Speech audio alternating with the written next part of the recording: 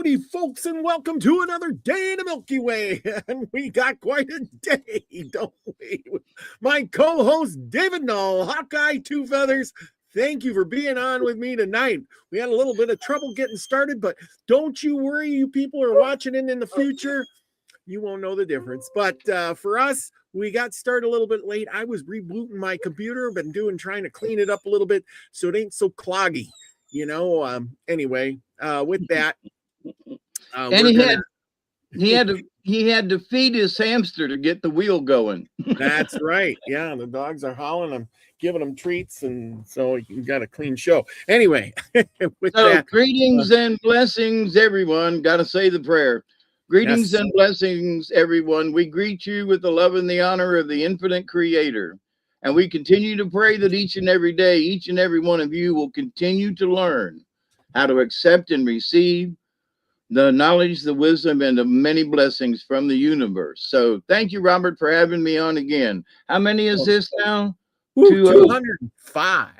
205. So yeah. That's 7 in numerology. So that's a lucky number. Yep. Well, we're here. I know we had a few people stop in. Elderberry was here and Witchy Moon. I don't know who's watching yet, but we are on track. Thank you, everyone, for joining us tonight. There's Elderberry. Hiya. And let's see. What do we got? Witchy Moon. She says, hi, Robert and Hawkeye. Thank you. Thank you so much for joining us tonight. And tonight we're going to be on the trail with the Oregon Trail. We're going to be talking out of this book here and other information. It was the Prairie Traveler. This is the book that people would get. It's an 1859 handbook for the Western bound pioneers as they traveled across the country looking for that promised land of Oregon. And why did they go to Oregon? Is because they were looking for that free land. There's no better way to attract people if you said, hey, you can have this really good fertile land. They had this incentive where a man could get 160 acres or something like that, or 320 acres, I think it was. And a woman, if he was married, they would get double that. So that's, 640 acres. You can't really pass that up in a fertile valley of the Walla Walla Valley or so. It was good area, good territory. And these people were out and about to make it or break it, literally. I'm going to get there or die trying. And a lot of them died trying. Trust me. 1 out of every 10 people died along the trail. They did not make it. Not very good odds, if I'd say so myself, and we're talking 400,000 to 500,000, people trying to get to where they needed to go. And, that's a lot of dead people, and they would bury the people along the trail. Most people died of things like dysentery, diseases. Cholera was very important. We talked about that last week a little bit. Diseases. Measles they brought along the trail and spread it to the Indians. And in 1842, there was a big die-off of the Cayuse Indians due to measles because they had really no tolerance for any of these diseases. Now we've all had measles. Hawkeye, you've had measles? Oh, yeah. They had measles parties back in the day. They'd gather a bunch of kids together and they'd go, "Hey, okay, your kids got measles. All right. I'm sending my kids over so we can get rid of this all at the same time." And we'd all get in our pajamas and, and folks think that's crazy, but that's what we did back in the day. And we all survived. None of us died. We felt like crap and everything, but, same thing with chicken pox, Well, it's better to feel like crap when you're a kid than it is to feel like crap when you're 40 or 50 years old. Which could kill you, by the way. And so I can't remember. I think it was the mumps And a friend of mine, he was like, man, I feel okay, and went outside, and his testicles dropped, and they swelled up like this big that he had to go in the hospital for 2 weeks. And he was like, I don't know, 14 years old, 15 years old. It damn near killed him. So it's like, the doctor says stay in the house for a couple of days, stay in the house. So, but anyway, yeah. But things are so different these days. And I heard a report today that Dr. Oz is telling people that they need to get, he is encouraging people to get the measles vaccination if they haven't had it. Yeah. Well, yeah. Well, see, that's the thing, we used to get the disease, so we would be cured of the disease. And now they just want to give you a shot. And I think eventually it's going to catch up with us, because we're going to be like the Indians eventually. There'll be a different strain of the measles, and then we'll all get it when we're 40 or 50 years old. It'll kill us. Well, there's many of my classmates from Tampa Catholic, 1970 graduate, that there are so many of us, we're still alive. We've lost a few, and a couple of them from accidents, which is not from old age. And so it's like, so I'm 73. A lot of us are 73 this year, and we're all kicking and everything. And it's like, we didn't have near the problems with measles or those kinds of things that we got the kissing disease. We had this little disaster, and school was out for 10 days, and then we all came back and continued on, and we graduated, And so, but nowadays people are dropping like flies. And I'm wondering, sort of like with you, is it because we honestly have a stronger constitution? And I don't mean that to be belligerent, but that folks born these days, just honestly, their system just isn't strong enough. Yep. Much like the Native Americans, they were strong in other things, but when it came to certain diseases, well, any of them actually, they didn't have antibodies in their system to combat the diseases. Yeah, something simple as the measles could kill them all off, and it did. And they lost, 40 or 50% of their population, different times because of that. It makes you wonder, like, we've talked about this many a times, like when Columbus came, and shortly afterwards, other people were coming, and they brought, diseases with them. And then we really didn't come back for a while. And when we came back, Squanto, remember the Squanto story where Squanto went overseas, and he got sick, but they nurtured him back to health. And then when he went back to the North America to see his family and his tribe and all that stuff, he was kind of bitter afterwards because everyone had died. The villages were all empty, and there was just bones everywhere. They had gotten some disease, and it spread like wildfire and killed everybody off. Everybody was dead. There was no family to go back to. It goes back to Cortez and De Soto. They were traveling through the states and conquering these Indians, and they would say, we did shows on that where the village has got 8,000, 10,000 people in it. And when the settlers came, there was no 10,000 people in a village.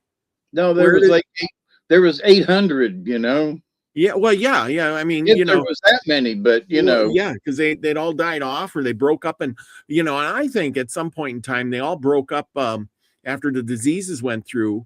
Because by time the white man finally got out there was several hundred years that had passed, and they didn't write stuff down like we do. They may have had that great society of 10,000 people in a city, a great city. And then, when the disease came through, they didn't know what to do, and they broke up in little tribes and headed out into the woods and didn't really think about it too much. They had their own little clan, and the disease went away, and they were happy again, and they lived like that for a couple hundred years. And then your whole society changes. I mean, Yeah. think about it. If you had 10 or 20 people in your little village, and that it stayed that way for 100 years or 200 years, because what, they came over here in the 1500s, 16, 17. Yeah, because we didn't really start pushing west until the 1700s. Really.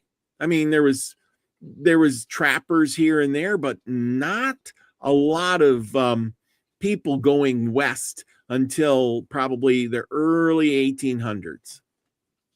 Yep. After Lewis and Clark, Yeah. Lewis and Clark, broke it open when they came back and told of their tales, going to Oregon. They basically went that way. And Yeah. so Yep. they were absolute trailblazers, and that they went there, came back, and told their story. And then everybody else was like, man, maybe I could go. They made it there and back. I just want to go. I ain't worried about coming back. I just want to get there. So off they went. Well, it's kind of like the Columbus. It's kind of weird when you really look at it. It's kind of like the Columbus thing. We know that the Vikings had been here and maybe a few other people here and there, but once Columbus came, then it was like a floodgates opened up and people came in left and right, no matter what hardships they had to face.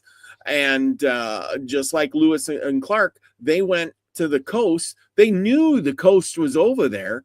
They were just looking, Jefferson had purchased the Louisiana Purchase there, and he knew there was land, and he was just trying to find a water route. And he says, well, go explore, write all your stuff down, and then bring it back to me and let us know what you found. And once he did, then the floodgates were open, and people wanted to go west and go trapping and do all of these crazy things. And again, brought disease and killed off tons of the Indians. Now let's add something to this, though, just because, California and the West Coast was populated by the Spanish and also by the Chinese. Yes. And, the Mexicans, they came up from, anyway, down there, the Sea of Cortez, and so they were floating around too. So the reason I'm saying this is because that's how people knew there was a West Coast, because of people who had been to the West Coast on ships like the Spanish. And so when they heard of this, when they came back around and started chatting it up, they were like, oh, well, that's when Jefferson was like, we got to make a road. We got to build a road. So anyway, wasn't it? That reminds me. It was it Sir Francis Drake, the one that has his name on the tobacco or whatever it is. Sir Walter Raleigh. Sir Walter Raleigh. Yeah, that's the guy. Now, he was one of them first guys that went all the way down to South America, all the way around the tip, and then back all the way up. And he made a map of all of that. He was one of the first to do that, kind of round the world sailing ship type thing. And seeing that tells you that these guys, they mapped it out. They knew there was a West Coast, and then they told everybody. And then, like, the Spanish came over, and they would sail their ships around. They were getting all that gold. So they would sail that ship around the southern tip of South America, come up the other side and get the gold from, Ecuador and Costa Rica and all of those other side, the other side, Chile. And because if you got it on this side, you would have to cross the Andes Mountains to get back to the coast, so you go back that way. So it was easier to go the other way.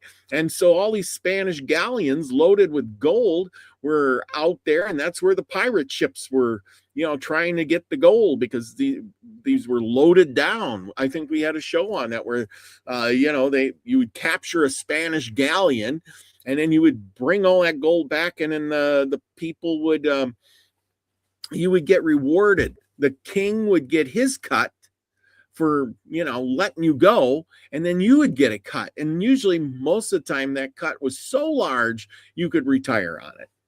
Oh yeah, retire twice back in those days.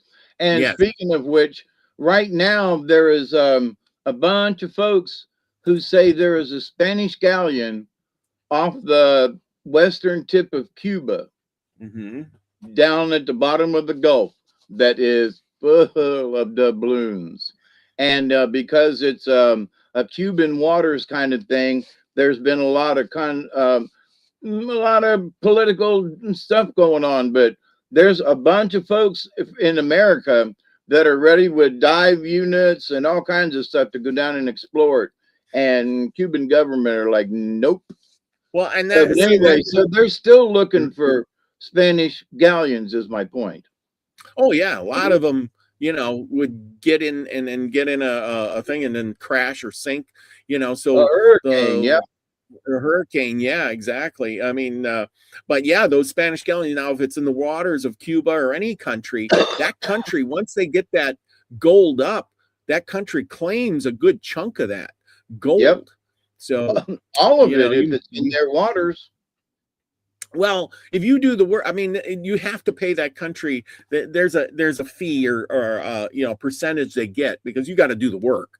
That gold may be there, but you have to go and do the work, and then they give you a cut, but they get to keep whatever. They can make what cut ever they want. If they can give you only 10%.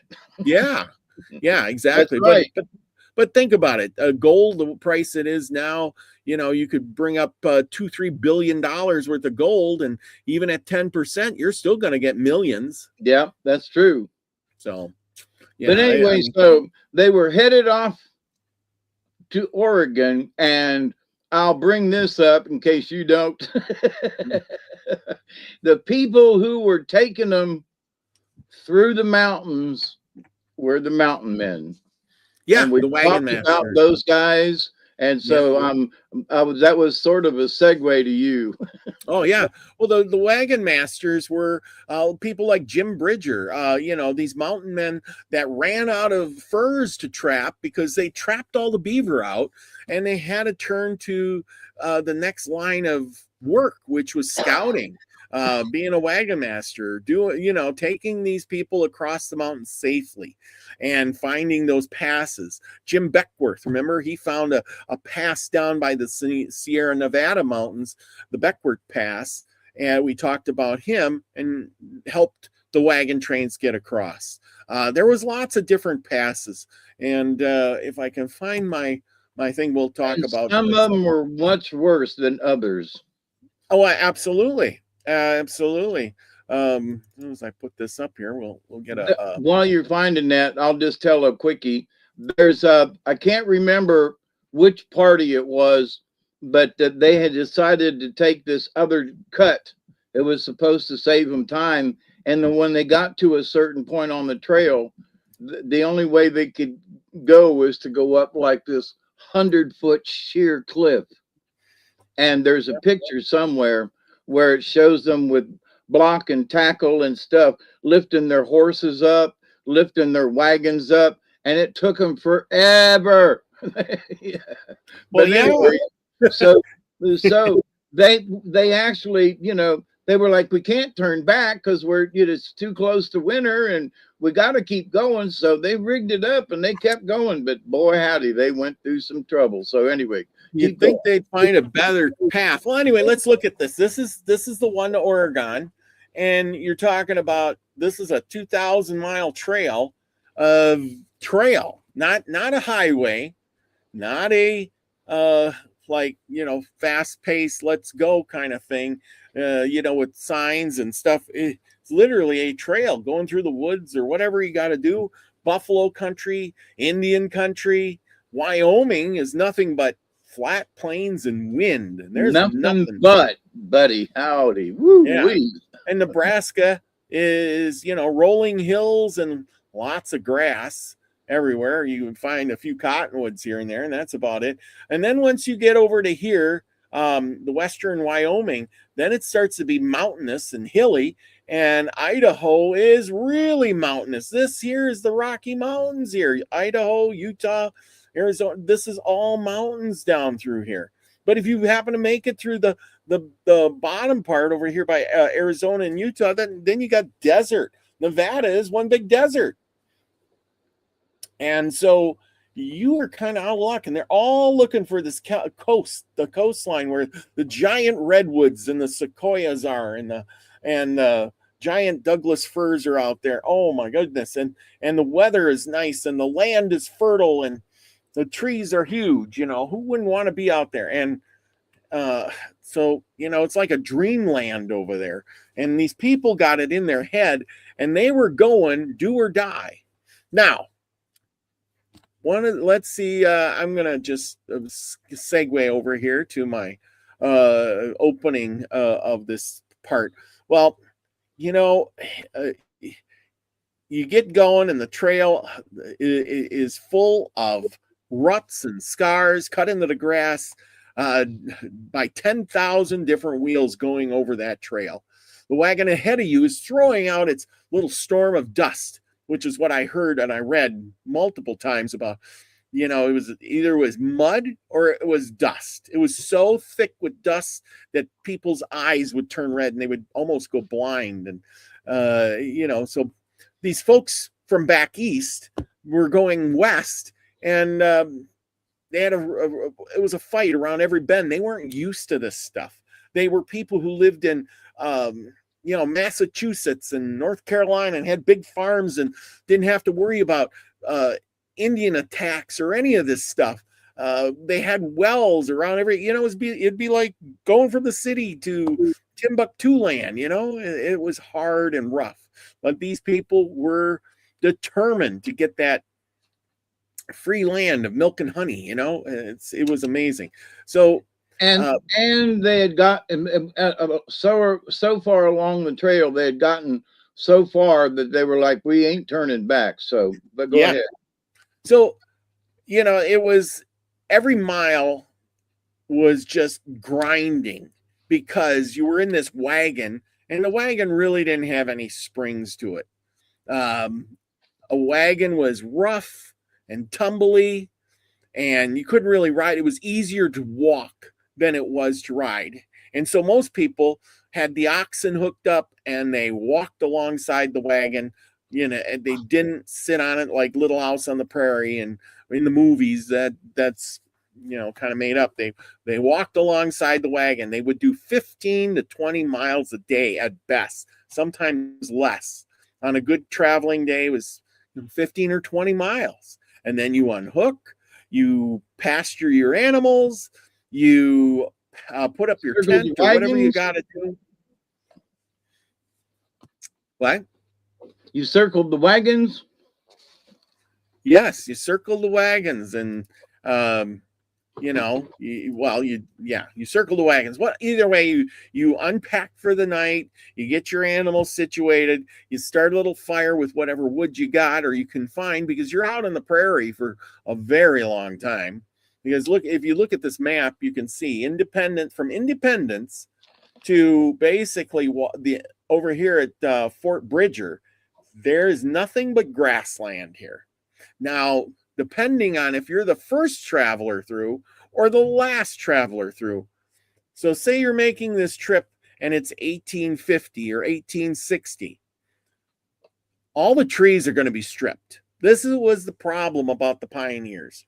They were going out there, and as more and more people went through, the people stripped everything. They threw their garbage along the trail. They took dumps out in the 20 feet off the trail, and then a year later somebody's walking through it, and you wonder why they're getting dysentery and cholera. They didn't know things that, hey, look, there's a stream and the water's clear, but they didn't realize that up the way, about a mile or 2 or 3 or 4, there was a herd of buffalo that walked through there and peed and pooped in the water, and they all filled up their canteens, and the next day they were all getting sick and dying. Why is that? Because they just didn't have the sense to say, wait a minute, I can't drink out of this water. I need to boil it first. They didn't have the science either.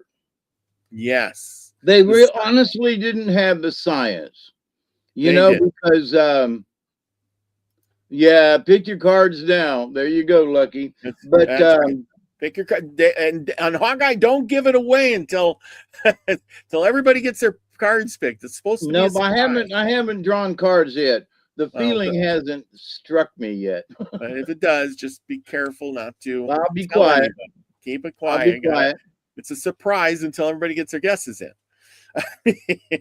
Anyhow, um, uh, like I said, what was I going to say? It was on the tip of my tongue. Anyway, so these people are going. They just didn't understand. They didn't know why people were dying of cholera so fast. You would drink the water, and by the next day, you could be dead, or you get sick so fast. They didn't know what to do.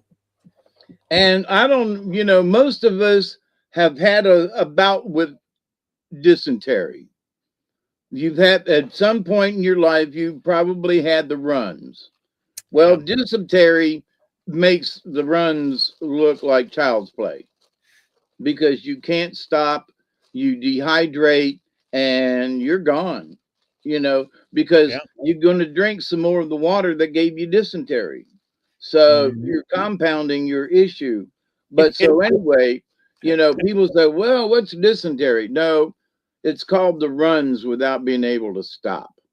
That's right. And your insides kind of just go outside. It's not a good way to go.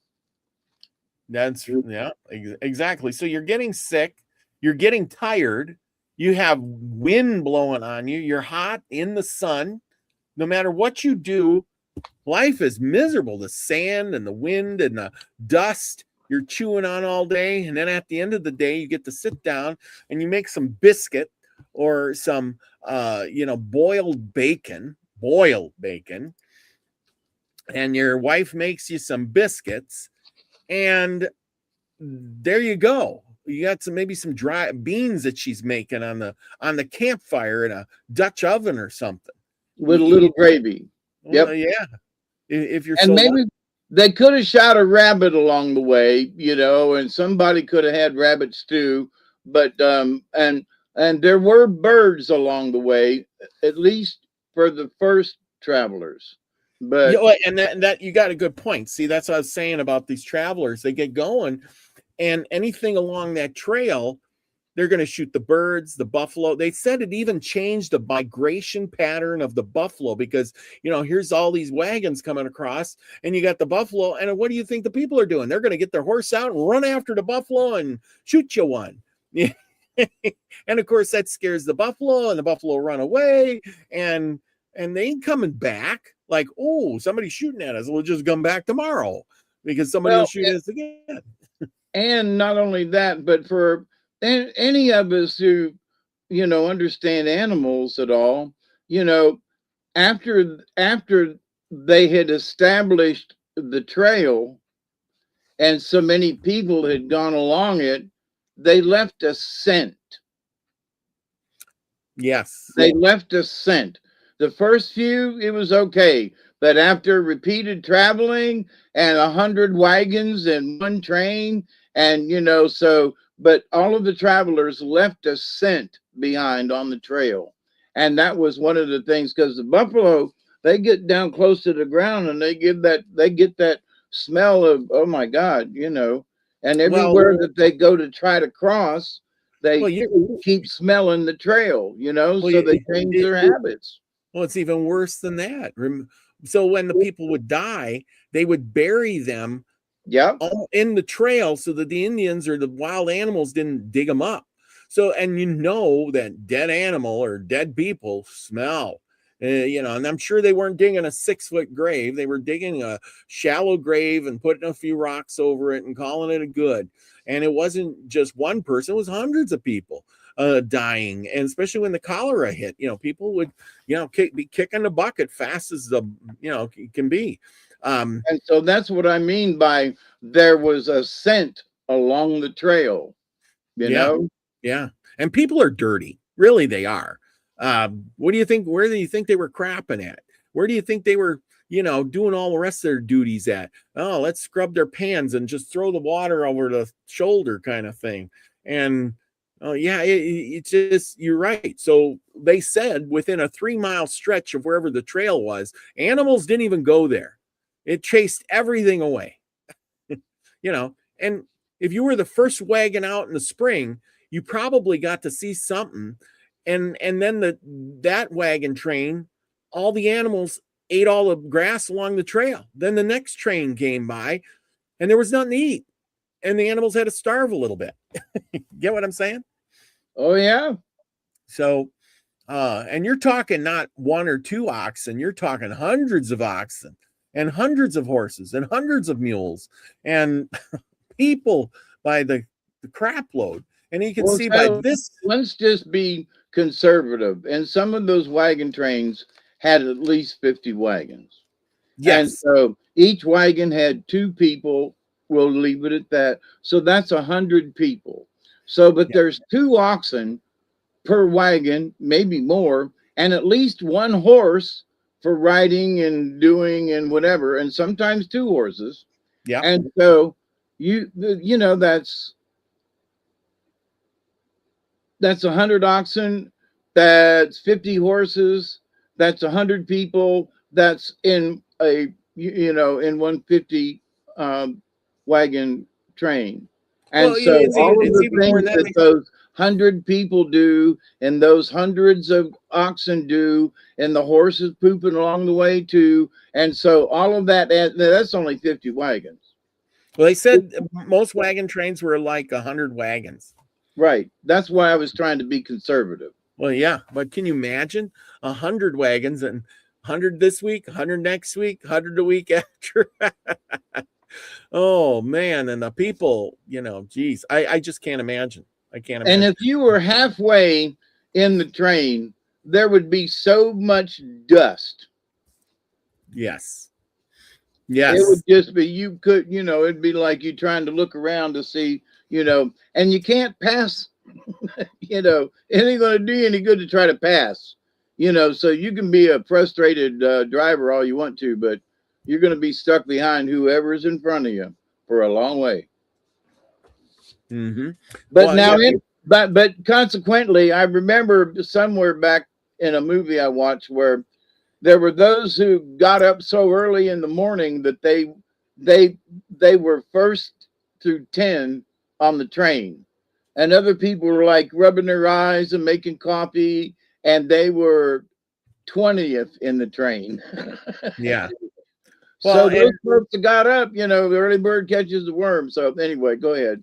so I was listening to a story. It was a woman talking about she was on the wagon train with her husband, and they'd taken the train, and she said they were in Indiana, and they decided to go west.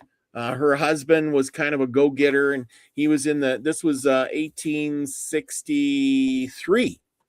Okay, so the trail had been well traveled by this point, and his dream was to go to Oregon and get that free land.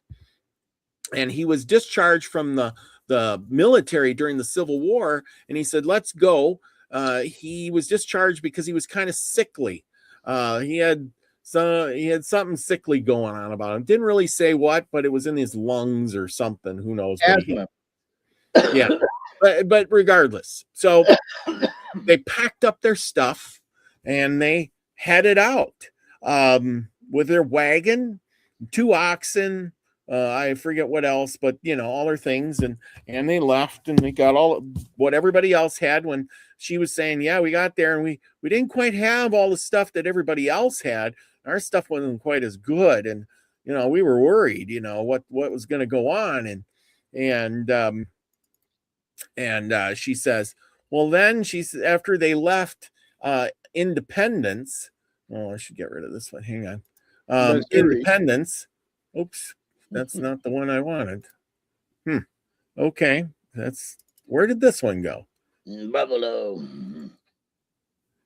Yeah. Okay, this is the one I wanted.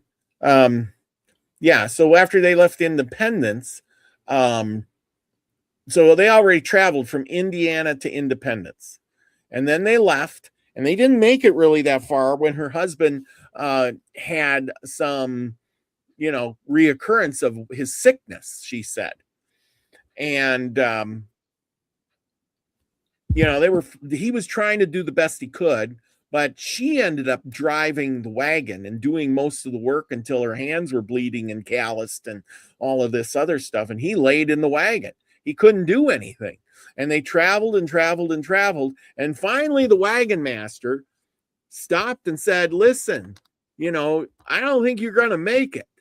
And her husband says, no, we're going. I want to get there and we're going. Well, they made it to Fort Laramie, and it wasn't the best. And the wagon master said, you're slowing us down. You got to, go back. He wouldn't go back. The wife was concerned, but she said she's going to do whatever her husband said to do. And she followed him, and they kept on going to the point where, he, couldn't walk. He's in the wagon again.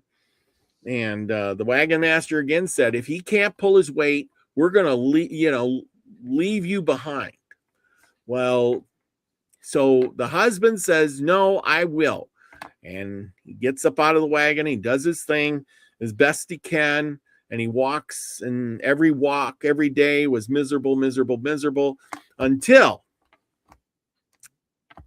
finally they get to, where was it? Fort Laramie. They get to Fort Laramie. You can see Fort Laramie here. So they made it from Independence to Fort Laramie. They rested up a few days. And again, the wagon master says, stop, go back. Don't go anymore. And they said, no, we're going. Again, you're slowing us down, he said. You're slowing us down. You're making things worse for everybody else. And again, they kept going.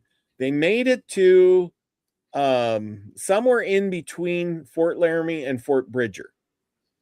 I don't know if they were by Independence Rock or wherever they were, but they were in between Fort Laramie and Fort Bridger.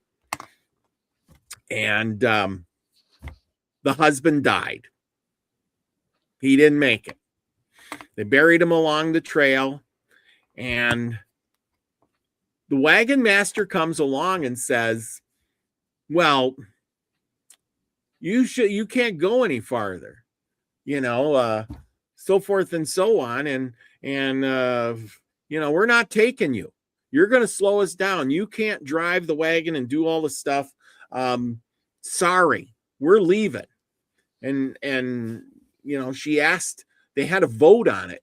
And the people in the wagon train said, no, it was like 20 to 15 vote that said, hey, we don't want her to come on the wagon train, leave her behind because she's just going to slow us up. And so they left her right there with the wagon and the mule or the oxen, and there on the trail all by herself. Go figure. And the train left her. And the wagon master told her, well, you just wait for the next wagon train coming, and they will, take you back or whatever. Somebody will come along and help you out. And they left her. And she sat there for how many days? I think 8-10 days or whatever it was. It was a long time. And, she kind of camped out, and eventually another wagon train came along. And then they said, okay, we'll take you with. And they did. But they hated her. They literally hated her, thought she was bad luck.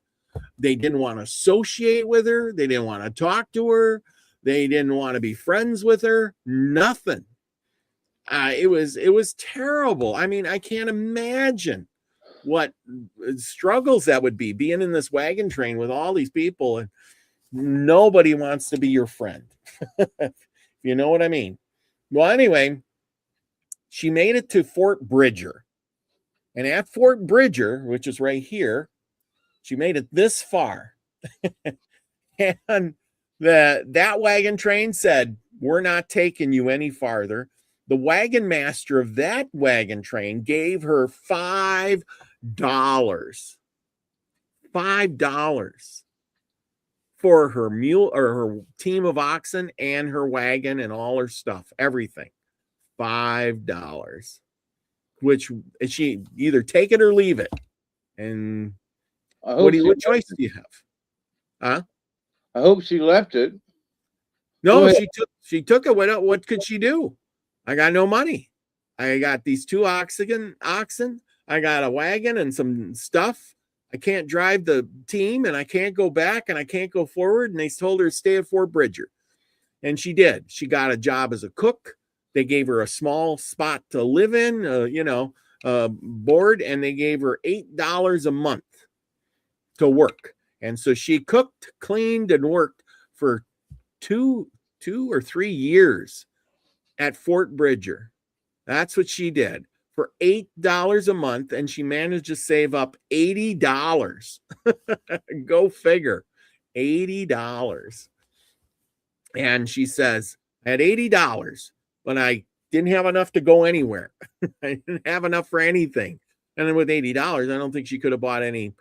Maybe she could have bought a horse. I don't know. How much were horses back then? I have no idea. But being a woman, she couldn't do anything until finally, now get a load of this. So finally, after 3 years, some guy came along and they got married. And he took her and he says, I'll take you along. And she says, it was more of a business arrangement than it was a loving marriage. I missed my husband that died, but I married him because I didn't want to be here anymore. And he was a miner, and he took her from Fort Bridger down to Arizona to mine silver. And I forget what town she went down there and lived, and she bought the silver, so from Fort Bridger here down to Arizona to mine silver. And he never made it rich, but they lived comfortably enough. But she says, and she lived with that guy, married him for what, 31 years, she said. I suppose till he died off. But she was 75 and she didn't have much longer to live. And she's like telling her story. And I thought, wow, how amazing. So she never did make it to Oregon. She never made it. As far as she went was from Fort Bridger to Arizona. And that was it. Go figure. So, I mean, it just tells you what people were willing to do back in the day. She married a miner. How old was he? Well, she was 75. Never mind, it was a bad joke. She married a miner.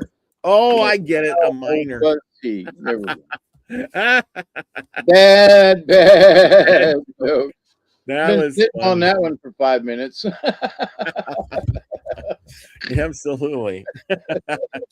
Oh man. But as you can see on this trip here, there was the lines. You can see the lines here, and there was lots of different trails you could go. I mean, not the green one is the Oregon Trail. As you can see, it splits here.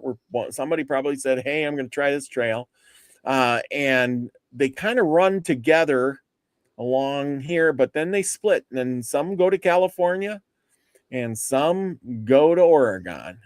And pick your poison, but all of them had to cross the Rocky Mountains. But as you can see from this picture, all of the natives that they had to go through, the Arapaho, the Cheyenne, the Shoshone, I can't even see these. I don't know. I suppose there's Apache up here, the Ute. I can't tell what all these little ones are, but anyway, you got to go through all of these natives' lands. And when they first started going through the lands, the Indians were kind of happy with them because they did some trading. The first people to go through, this was a good thing. They would come, they would trade, everything was good. But once the natives seen so many people going, they realized this wasn't good. They were shooting all the buffalo. They were destroying the land. And that's when the natives said, hey, we don't want these people coming anymore. And that's where they started waging war on the settlers because you're just invading us. I imagine, too, that a lot of these people just gave up going and settled right where they were. Yeah, Don't you some of think? them did. But I Yeah, mean, so from the Indians' point of view, you know, the first set of wagons was 25, you yeah, know, and they're going out and they was like, oh, look, hi, how y'all doing? And the next wagon train was 30, and the next one was 40, and the next one was 50. And then before you knew it, then the wagon trains were 100 wagons long. And, so all they saw was the first ones were like friendly. And then after that, it was like, we don't know about this. And yeah, look at that picture there. How many folks? yeah. With the oxen, there's your team of oxen. They got 4 of them. But yeah, wagon after wagon after wagon of endless prairie. And there's no trees. It ain't like you got rocks here. You want to cook a fire. What are you doing to cook your fire with? You're going to gather up all the brush, anything, sagebrush, grass, uh, you know, uh, Buffalo chips, right? buffalo chips, anything you can to start a fire to cook your dinner on. Can you People imagine? say, what are you talking about? A buffalo chip? That's raw, that's dried buffalo dung, okay? To put Hmm. it politely. And it's a pile that was left that dried, and they would go out and collect them and burn them. And so Yep. it's like, what? So imagine cooking your dinner, over buffalo chips, and you can see what it looks like out there. There ain't no trees, so Yeah. you're cooking dinner over buffalo chips. And the thing is if you're driving that wagon and your oxen are, you didn't load up with a bunch of firewood either. Nope. Oh, my wagon's half loaded with wood. No, it's not. You bring maybe a few sticks or so, or maybe a log or something here and there, but you're looking for stuff along the trail. That's how you survive. Again, And here's your thing of wagons for a mile long or better. And they, like you were saying, can you imagine how dusty it got? Hmm, just yeah, man, crazy. how monotonous it got. Oh yeah, definitely. Day after day and just walking because I'm you live out west more than I do, but I've been out there and I've had a taste of it. I didn't live there, but oh my god, my brain went crazy when because all I could do was think about pioneer stuff. Like, how did they do this? This is Wyoming. Oh my god. And Yeah. they were crossing over here and oh my god. So I have a real after I went west and saw what the big sky country of Montana, and we camped up at about almost 10,000 feet in the Bitterroot Mountains in Idaho, and I mean, had we had a good experience with it all, but to think of we were in a car, we could carry Mhm. water, we could drive to the store, but pioneers, oh my gosh. Phew. So, Well, yeah. I would say for any person who's never been west, even if you just get to go drive through to see what it's like, you'll have a better experience of what America is. Hmm. That's my Yeah. 10 cents. Well, and here's another fact. The little weird facts is, so now your wagon weighs like 1,200 pounds, right? And you can put like 2,000 pounds in your wagon to be pulled by the oxen, right? And as you can see by these pictures, you got pretty big oxen here to pull that. And oxen don't move very fast. So 15, 20 miles a day is about all you're going to get out of them. But like you see these big jugs on the big crate, the barrels on the side. That's water. Water weighs a lot. Flour, water, things like that on the sides of the wagon. Eventually, and remember back in those days, things weren't lightweight like they are today. Ooh, I got this camp stove. It weighs like 4 pounds, and I got a tent, and the tent is made of polyfiber, and it weighs 8 pounds, and I got this tent. I got clothes that are just lightweight. No, they had heavy wool clothes and canvases that the canvas just covering the wagon weighed probably 60 pounds. or more. Yeah, well, you start adding up that weight and it goes fast. You want a camp stove? Oh, we're bringing the cook stove. Well, it's not for 10 pounds. It's 80.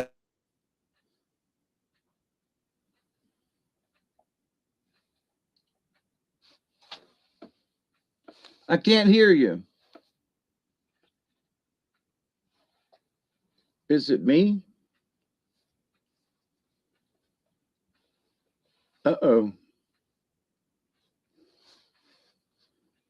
We have a picture, but no sound. And the picture We're back. froze. Yeah, I'm froze. Don't worry. It's the damn computer Okay. problem. But anyway, the whole thing is that what was I talking? Oh, the whole thing is none of the stuff back in those days was light.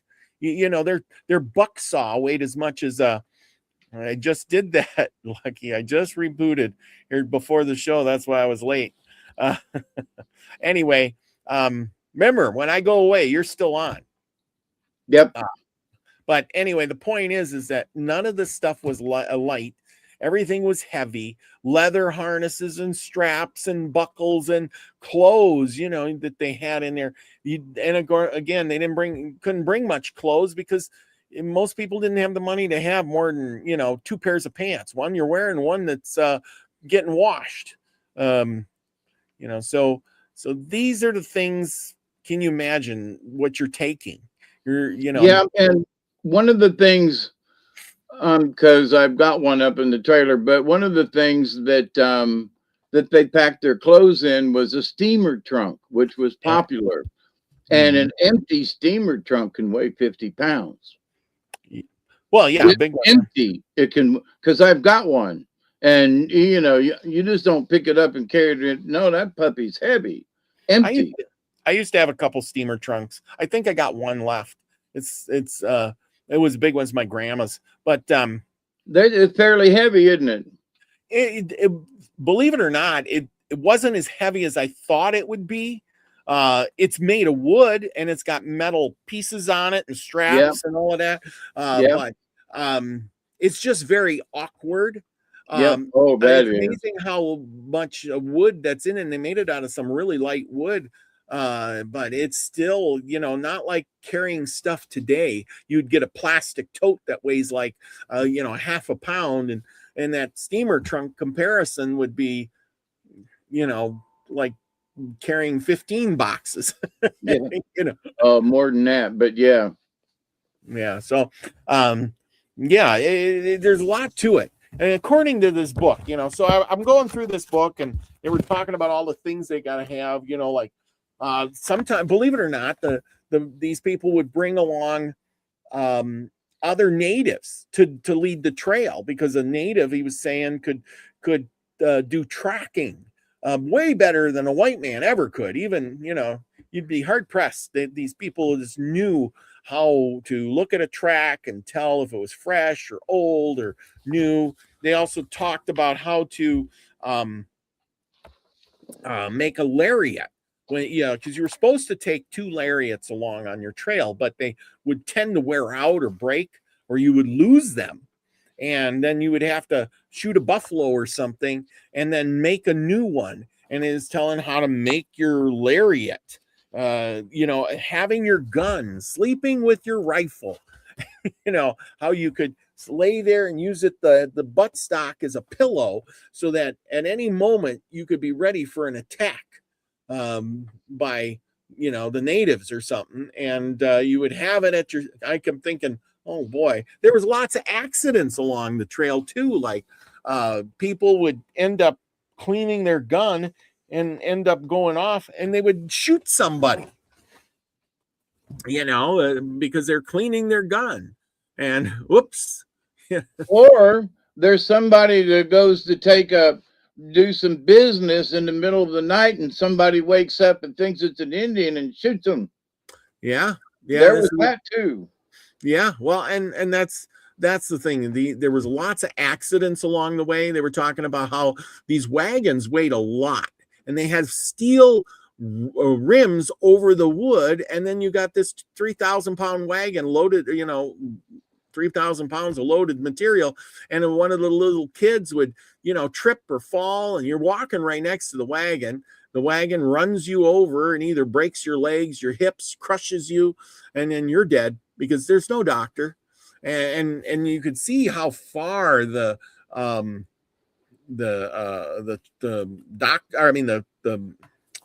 forts were between each other. I mean, it wasn't like, oh, the fort's just around the bend, don't worry. We'll get you the doctor. It's like, oh, the fort's just 10 days away. Yeah. And they'd go, come on, let's get there. It's 10 days away, not 10 minutes or 10 miles, but, so yes. Yeah. And then of course you got the water crossings. You're crossing the water. And that was, they said, was the worst, is because you would, and it was a lot of work too, because you would be taking your wagon apart. You would take the wheels off. You would, and this was another thing why I imagine the natives were mad, is because when they were going across each wagon, these settlers were building rafts. They would go and cut all the trees down and build rafts so they could float their wagon across. Yeah. And what do you do? The stream was too deep or too wide, but a lot of times, they were able to cross just regular streams. But there was, one movie I watched, with Jimmy Stewart and some other folks, but, and it showed that, I think I told this last week, where, the lady was driving her team across and everything was groovy. And all of a sudden it, went off balance and her wagon turned sideways and it took her under and she was drowned. They couldn't get to her quick enough. Yeah, and that was, the accidents like that were frequent. Well, and that's what they said. Water crossing was the worst. And you're right. They were talking about the wagons, would go and you would be going across the stream, and they says the bed of the stream was like quicksand. And if your animals would stop in the stream, they would sink into the sand, the loose sand. And so you had to keep them moving all the time. And if you didn't keep them moving, like a mule, if a mule got stuck in the sand, he would just stop and then he would lay down and drown himself. And now you got to pull the mule out or whatever. And they were saying what a trouble that would cause. The animals, once the animals stopped, you were in a hurtful business. And so if we were talking about being a river, the river was too wide and you couldn't get the animals across, you would build this raft. You would take your animals, put them on the raft, or sometimes you would swim them across. It shows in this book how, like, you get your horse and you would take your horse, leave him swim, and then you would hold on to the reins and his tail as he swam across the water so you get to the other side. And I thought, and you'd get off the horse and kind of float along with him. Yep, float along with him or hold his tail and let him pull you across. And sometimes horses drowned and didn't make it either. And they were saying how much stock they would lose, or people, or whatever, going across rivers. But like I said, the natives weren't happy because every time a wagon train would come, they would cut all the trees down to make rafts to float across the river. And what do you do with the raft when you get it across the river? Well, you burn it for firewood. And then you keep going. Yep. And everybody takes a log and you burn it for firewood, Now, as you got closer to the mountains or wherever, this was another big reoccurrence. You would be going down. A lot of people, they would find dry riverbeds. And this was a good thing and a bad thing, because a dry riverbed was usually flat and it made a good path. So the wagons would get down in this dry riverbed and then they would go and go and go. But guess what would happen is flash flood. And all of a sudden the water would come out of nowhere and wash them all away. Whoosh. A giant tidal wave in the middle of a desert pretty much. And then you're toast, animals and everything. Because people didn't realize that 50 miles away, a big thunderstorm or there's a big snow melt, and they're a long way downstream, and there might be a little trickle of water, but then all of a sudden they look upstream and here comes this torrent of water. Yeah. And I've been in a situation about 5 times in my life where, was on a river one time and they opened the dam, and it was like you look up river and saw this 3 feet of water coming at you. And it was like, holy crap. So I can imagine what it was like to be in a wagon on a dry riverbed and then all of a sudden seeing 2 or 3 feet of water coming at you. You couldn't get out of the way quick enough that, and the force of the water will sweep you away before even a strong swimmer would have difficulty. Yeah. And so you just leave everything behind and you head for the bank and you hope that you get up the bank and away from everything as all your stuff, your wagon, your mules, your oxen get swept down the creek. Your children. Yeah, your children. A lot of people lost their lives that way. It's amazing, but yet people endured and people made it. They got to Oregon, they got to Washington and California. They became miners and loggers but all of this ended in 1869 when the railroad connected from east to west, and no more did they have to take the wagon train to get to California or Oregon. You just jump on the train. And I'm thinking those poor people who left in like 1867 or something going west, if you just waited a couple more years. But here's the biggest thing. Why did the people all decide to go out there for the free land? What was one of the ways or reasons that they went? Yeah, there were still people who were being religiously persecuted on the East Coast. Also, there were people who had basically had bad business dealings on the East Coast and decided, I need to leave, need to relocate. But then there were the people who were just so adventurous, they couldn't stand it. They had to go. Well, a little bit of all of that, but here's the biggest thing that most of us don't realize, and I didn't realize it either. There was kind of an economic crash and boom all at the same time. Land prices in the 1820s to 1830s had doubled, and all the farmers were trying to farm. And you were starting this industrial revolution kind of thing right at that point in time. And so everything got really, really expensive.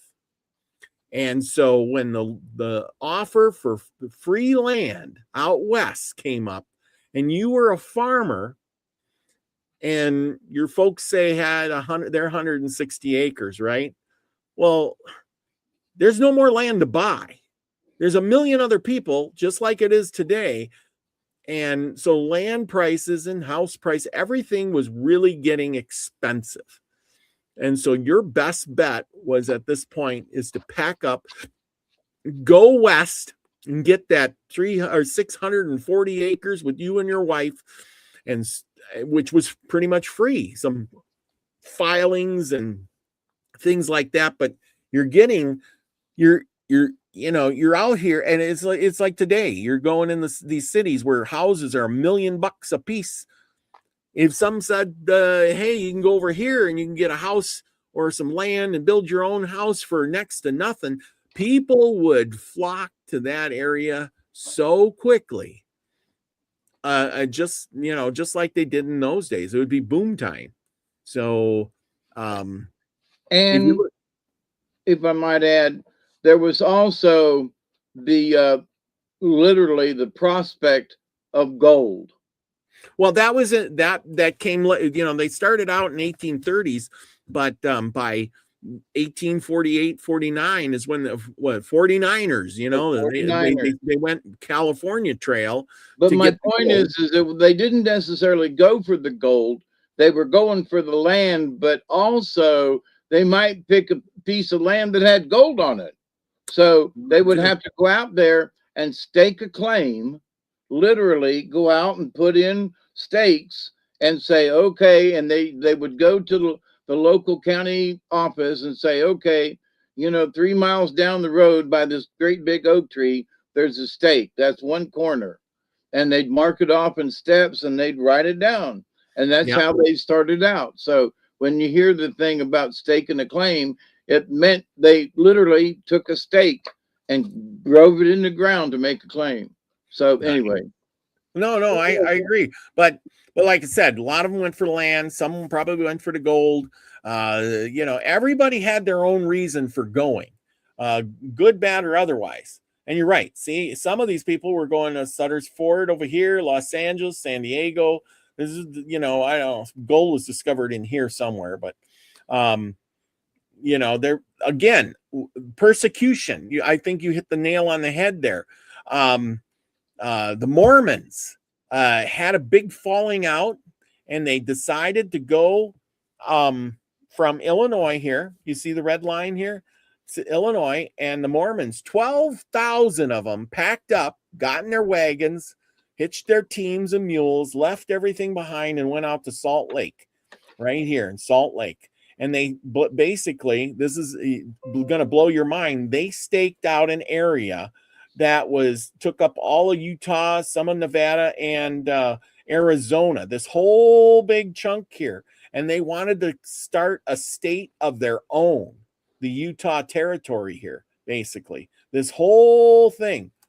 And they wanted to this day, Utah is basically Mormon, by the way, but yes. But the whole point is they wanted to start their own state with their own rules and their own religion and their, basically a state within the United States. And the United States would not ratify that territory into for the Mormons. I forget what it was called, but somebody could look that up, Lucky. I know I forget what it was called. I heard it today and I was meant to jot it down and I kind of forgot. But they were going to start their own state, have their own rule, and they went to war. There was a war over this. Didn't last very long, but the United States sent some troops over there. They fought like one battle and called it a day, and that was the end of it. So with that, that's how people got west. The lure of free land, gold, and all these other things brought people west. And again, the middle of the United States stayed kind of empty, because once the buffalo out here disappeared, then the cattle drives started, and because it was empty, there was no buffalo to eat the grass, so they brought in thousands of cattle to take the place of the buffalo. And of course, then you had the giant ranches. And it started down in Texas and moved north into Nebraska because of all the grassland. All the grassland and no buffalo. Cows. Grassland, where the cows wouldn't make it out in Wyoming because there's more sagebrush than actual grass sometimes. So, but Nebraska, and in Texas, and so there was some really good grasses there, and it was great for the beef. Yeah, and as the trains grew, that one of the reasons the trains made such an impact was because it wasn't necessarily moving people, it was moving cattle. Yeah, that's what the cattle drives are all about. The railroads were, they were high at it, but it was for the cattle to go east to feed everybody. So, and that's still a lot today. There we go. Lucky looked it up for me. Mormons called their proposed state the state of Deseret. And then Congress rejected it in favor of the Utah Territory in 1850. So, okay. Deseret comes from the Book of Mormon, Esther 2:3, and means honeybee, representing hard work and community. Oh, wow. Look at that. How about that? So thank you, Lucky. Appreciate that. And he's always up on that stuff. But anyway, enough of that. We are going to go to the story tonight. If I can find it here. I know I got it. There we go. And do you have your cards picked? Yeah, everybody, pick your cards. Pick them now. Lucky says Yeah, he's got my spirit I've animal already trait. done it. Frog, dolphin, beaver, crow, hawk, and turtle, he says. Elderberry says mine is rabbit, turtle, butterfly, buffalo, and moose. And I think I'm going to go with dragonfly, badger, and elk, and mouse, believe it or not. Yep, you got mouse. Woo-hoo. Crow. Somebody got crow. Okay, get your guesses in, everybody. Come on, we got to give you another minute or two. We got. Did somebody say butterfly? I think I said butterfly. Didn't I say butterfly? I don't know. Well, butterfly is one. Crow, I won't say anymore. That's Lucky's got crow. He's got frog, dolphin, beaver, crow, and hawk, turtle. Elderberry's got rabbit, turtle, butterfly. There you go. Elderberry's got the butterfly. Buffalo and moose. So everybody's looking for butterflies and turtle. Turtle's a big name tonight. Turtle. Everybody's guessing turtle. Nope. No turtle. Ooh. Elderberry says butterfly and buffalo. And you know, I'm looking at this spread. There's 3, 4, 5, 6, 7 cards. Here's your choices, people. As I'm looking at it, there are no large animals in this. Huh. Interesting. You know, like an antler, but there are no large animals in this. There are. Proposed state of Deseret was massive, aiming to cover present-day Utah and a large part of several other western states, including California, Nevada, Arizona, and Colorado, as proposed from San Diego. Oh yeah, like I said, I had that up, and it was showing. If I can put that back up, yeah. See this whole section here. This section, and I wish I had a marker. Does this give me a marker? How do I mark on here? Should be able to mark it, and it doesn't do it. Does that do it? I don't know. Nope. Does this do it? Let's see if I can mark it. I can search. Oh yeah, this gives me a marker. Mark up. We're going to go with red. So yeah. So basically, it was this whole area here. This whole area was going to be the new Deseret. That whole area. Believe it or not. I wanted to claim a lot. The name Utah was proposed, he says, by the federal government and comes from the Ute people, indigenous group in the region. Yes, the Ute people. But that's where they wanted to, hang out. Remember, up in this area where the Walla Walla Valley is, that's where the Nez Perce lived. And then they, of course, you get up in Oregon, and then the people flooded this area up in here. And of course, they ran out of place to live. And then, of course, then they traveled across the mountains. And how do I erase? Erase. They're all ink strokes. Let's go with this again. Yeah, because you got these paths through the mountains that go through here. You got your path through here, and then there's the Sierra Nevadas down here. And now all this is the Rocky Mountain strip. This here is your strip that you're avoiding. So there's your passes, and there's your strip of mountains, and all this rest out here is pretty good stuff. I don't know why. Yeah, except when you get closer to the coast now, you hit the Cascade Mountains. So you cross the Rockies to run into the Cascades. Yeah. I won't stop. Oh, there it is. Oh, there we go. I'm learning how to do this, but anyway, ooh, I can choose another color. Look at that. Yeah. Ooh, this is a big stroke. I don't like that one. Oh well, enough of me. Okay, we got a story for tonight. Thanks, Lucky.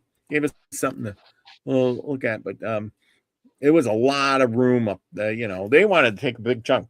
Think of it. Most of our country, if they continued and they would have ratified that, we would have had one big chunky state there, all Mormon.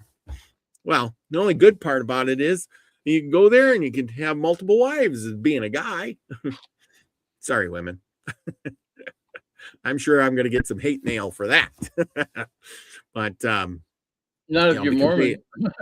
Oh yeah, that's true. But yeah, I think I'm sorry that just kind of come out, but oh, we're gonna have to do a show on the Mormons one of these days because they had their guy Smith.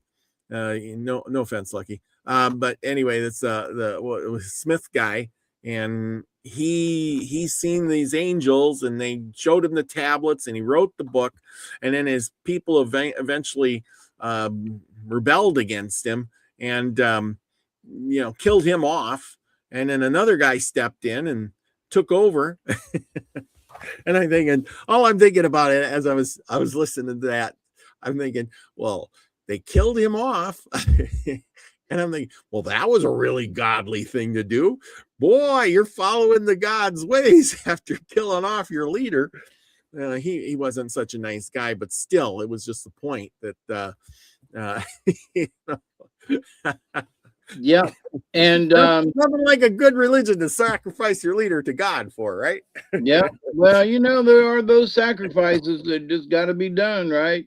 Yeah. But one of the funniest things I've ever seen was changing the subject before I segue into the story is a South Park episode where they, dum dum dum dum dum.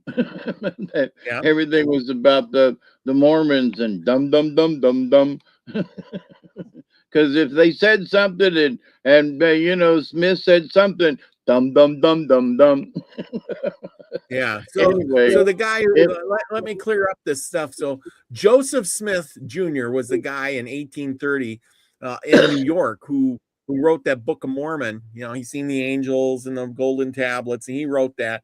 Well, then he had that church going and everything, but following Smith's death in 1844, then Brigham Young took over.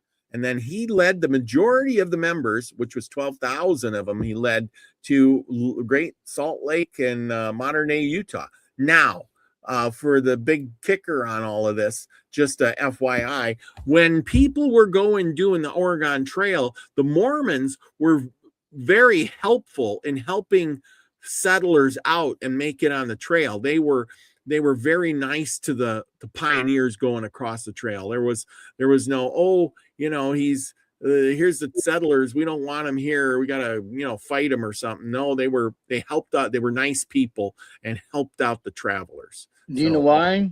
Why? Because they were looking for converts. Oh, I mean, they were nice, yes, but they were looking for converts. That makes sense. That makes sense. I mean, I'm not trying to take away from them being nice, but knowing the Mormons, they send folks out when they're 18 years old to go for 2 years and proselytize to people, so they're really big into that. So if there was a bunch of settlers going across, man, they'd be like, come on, Joe, let's go convert a few, I like Elderberry's. He's got the joke of the day, and I love it. When the men in Utah established and built homes, and then they sent for the women. They pulled straws, and one man went east to retrieve the women. As he left, they yelled to him, "Bring them young." Bring them young. Bring them young. Their leader, bring them young.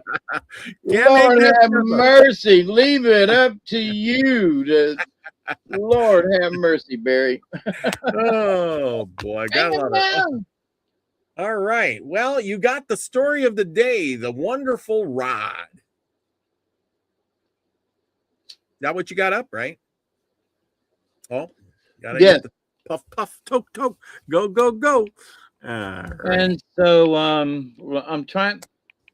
I've got it in a different window, open in a different program, because my regular program won't look at the PDF file.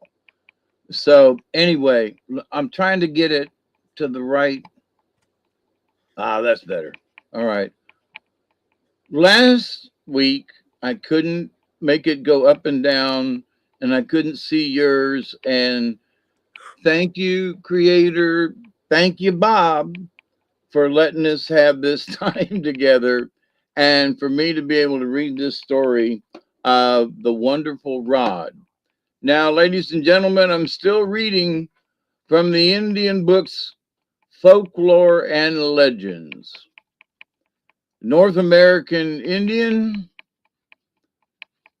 by J.P. Lippincott and Company in Philadelphia, 1891. So, well over 100 years. So this particular story is called The Wonderful Rod. The Choctaws had for many years found a home in regions beyond the mountains of snow, far away to the west of the Mississippi. They, however, decided for some reason or other to leave the place in which they dwelt, and question then arose in what direction should they journey. Now there was a Jokakid, a priest, who had a wonderful rod, and he said that he would lead them. For many years thereafter they traveled, being guided by him. He walked before them bearing the rod, and when night was come, he put it upright in the earth, and people encamped around it. In the morning, they looked to see in what direction the rod pointed. For each night, the rod left its upright position and inclined one way or another. Day after day, the rod was found pointing to the east, and thither the Choctaws accordingly bent their steps. You must travel, said the Jokakid, as long as the rod directs you, pointing to the direction in which you must go. But when the rod ceases to point and stands upright, then you must live there. So the people went on until they came to a hill where they camped, having first put up the rod so that it did not lean at all. In the morning, when they went to see which direction the rod pointed out for them to take, they found it upright, and from it there grew branches bearing green leaves. Then they said, we will stop here.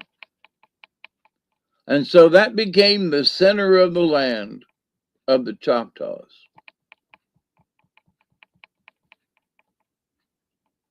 That's a short story.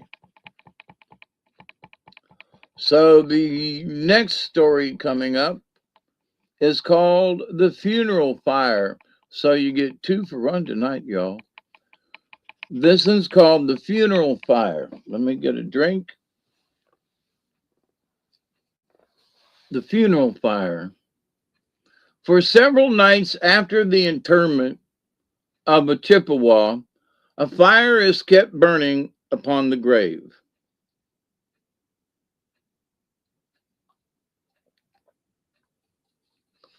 This fire is lit in the evening and carefully supplied with small sticks of dry wood to keep up a bright but small fire.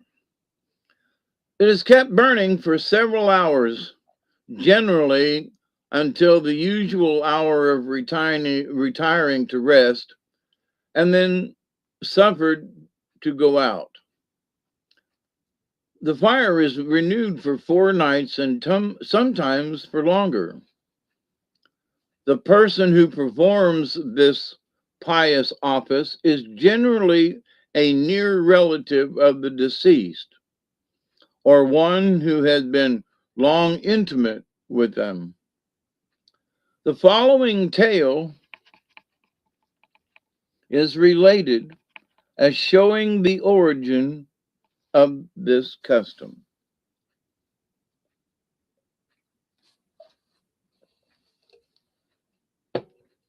A small war party of Chippewas encountered their enemies upon an open plain where a severe battle was fought. Their leader was a brave and distinguished warrior, but he never acted with greater bravery or more distinguished himself by personal prowess than on this occasion. After turning the tide of battle against his enemies while shouting for victory, he received an arrow in his breast and fell upon the plain. No warrior thus killed is ever buried, and according to ancient custom, the chief was placed in a sitting posture upon the field, with his back supported by a tree, and his face turned towards the direction in which his enemies had fled. His headdress and equipment were accurately adjusted as if he were living, and his bow leaned against his shoulder. In this posture, his companions left him. That he was dead appeared evident to all, but a strange thing had happened. Although deprived of speech and motion, the chief heard distinctly all that was said by his friends. He heard them lament his death without having the power to contradict it, and he felt their touch as they adjusted his posture without having the power to reciprocate it. His anguish when he felt himself thus abandoned was extreme, and his wish to follow his friends on their return home so completely filled his mind as he saw them, one after another, take leave of him and depart, that with a terrible effort he arose and followed them.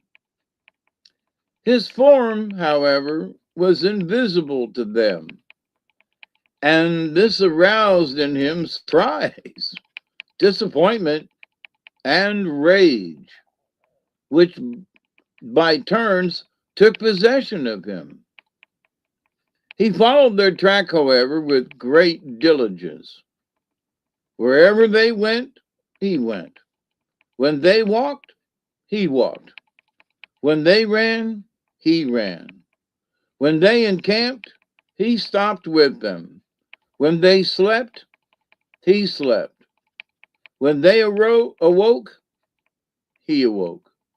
In short, he mingled in all their labors and toils, but he was excluded from all their sources of refreshment, except that of sleeping, and from the pleasures of participating in their conversations.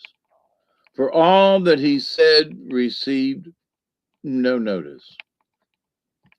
Is it possible, he cried, that you do not see me, that you do not hear me, that you do not understand me?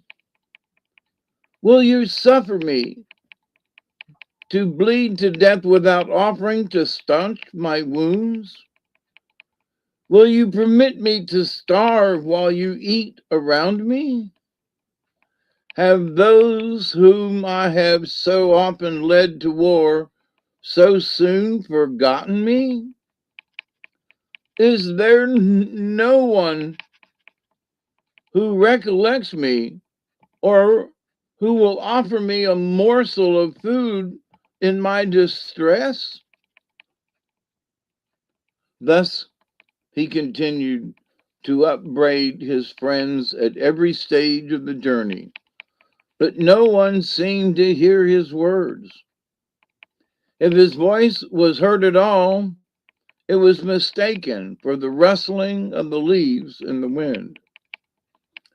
At length the returning party reached their village, and the women and children came out, according to custom, to welcome their return and proclaim their praises. Kumajiwiwag, Kumajiwiwag, Kumajiwiwag.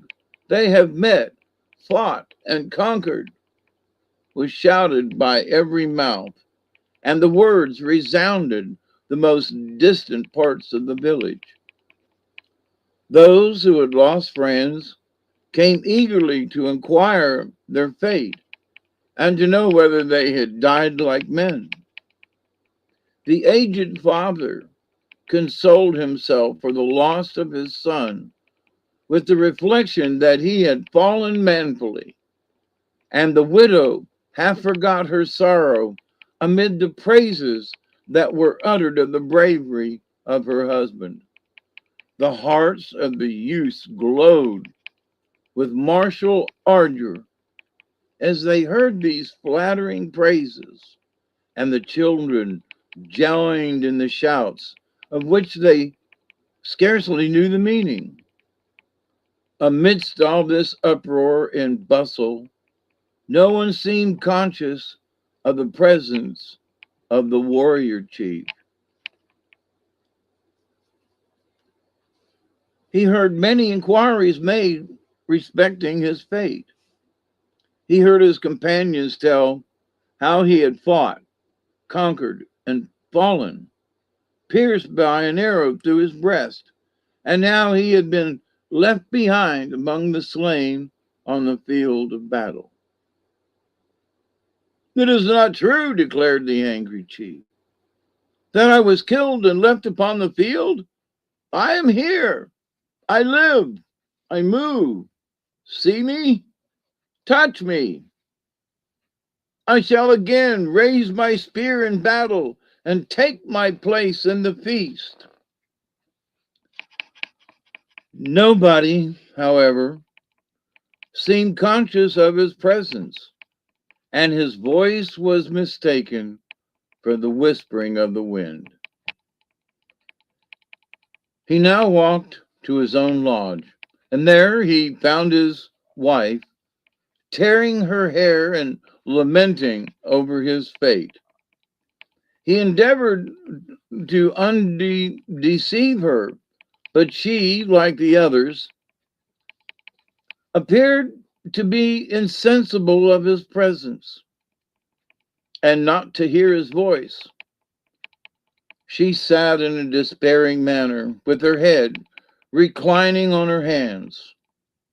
The chief asked her to bind up his wounds, but she made no reply. He placed his mouth close to her ear and shouted, "I'm hungry.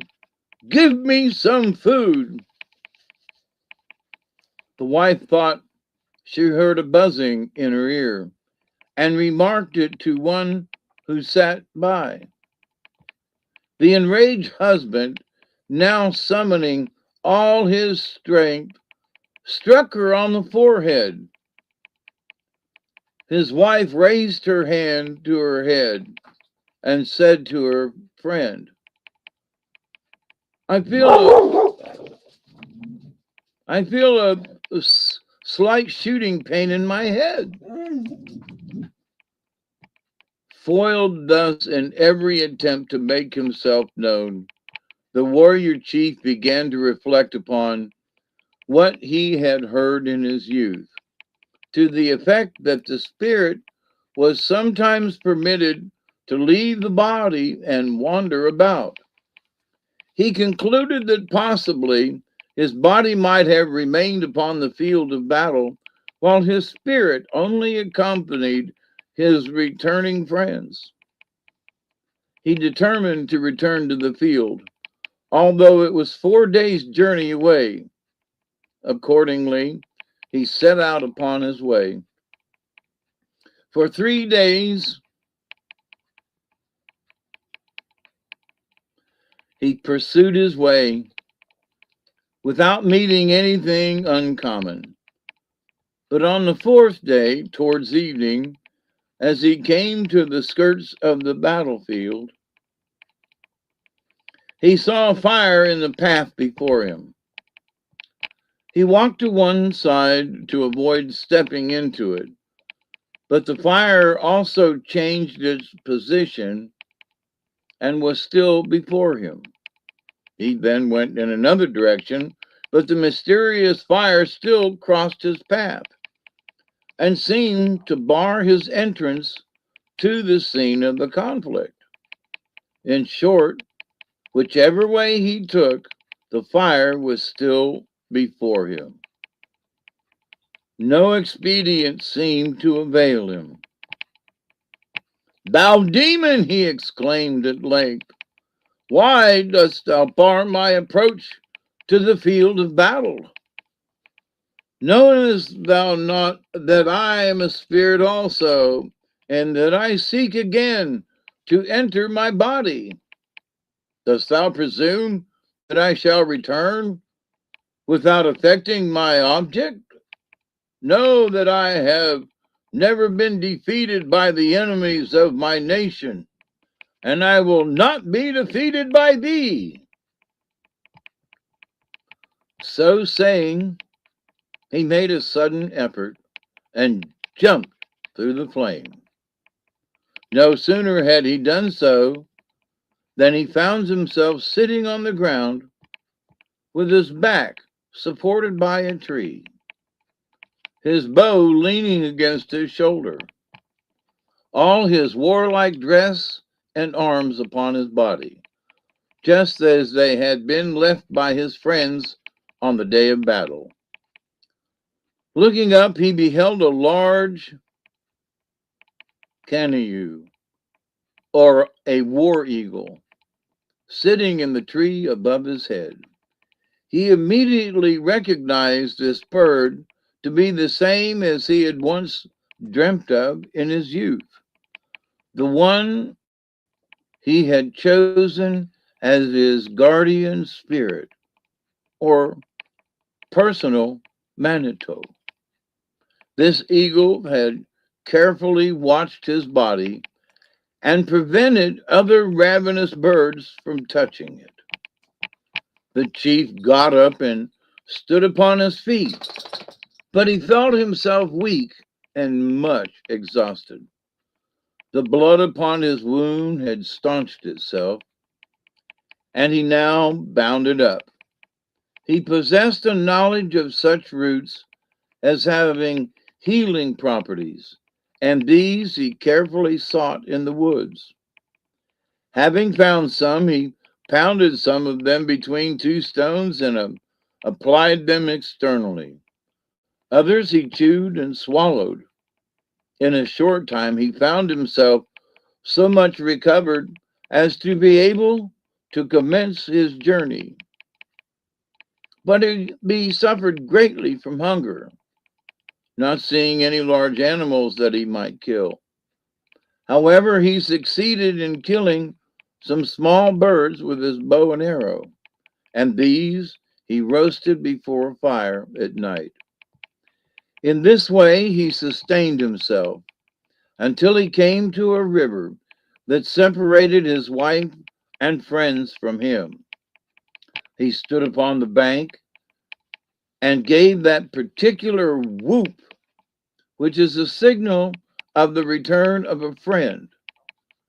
The sound was immediately heard, and a canoe was dispatched to bring him over, and in a short time, amidst the shouts of his friends and relations who thronged from every side to see the arrival, the warrior chief was landed.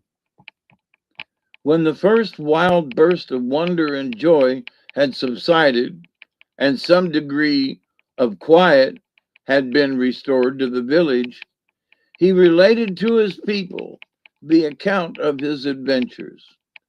He concluded his narrative by telling them that it is pleasing to the spirit of a deceased person to have a fire built upon the grave for 4 nights after his burial, that it is 4 days' journey to the land appointed for the residence of the spirits, that in its journey thither the spirit stands in need of a fire every night at the place of its encampment, and that if his friends kindle this fire upon the spot where the body is laid, the spirit has the benefit of its light and warmth on its path. Well, if friends neglect to do this, the spirit is subjected to the irksome task of making its own fire each night. The end. And so next week, the legend of Onawotawoto. So that was the story for tonight. Y'all got a double header. So how about that for stories? That's a good one. He That's a keeper. Elderberry says, sounds like the Twilight Zone. So he had an outer body experience. He realized that he was out of his body and tried to talk to people, and that didn't work. So he somehow figured out how to get back in it. And there you go. Right? That was an acid trip. Yeah. Okay.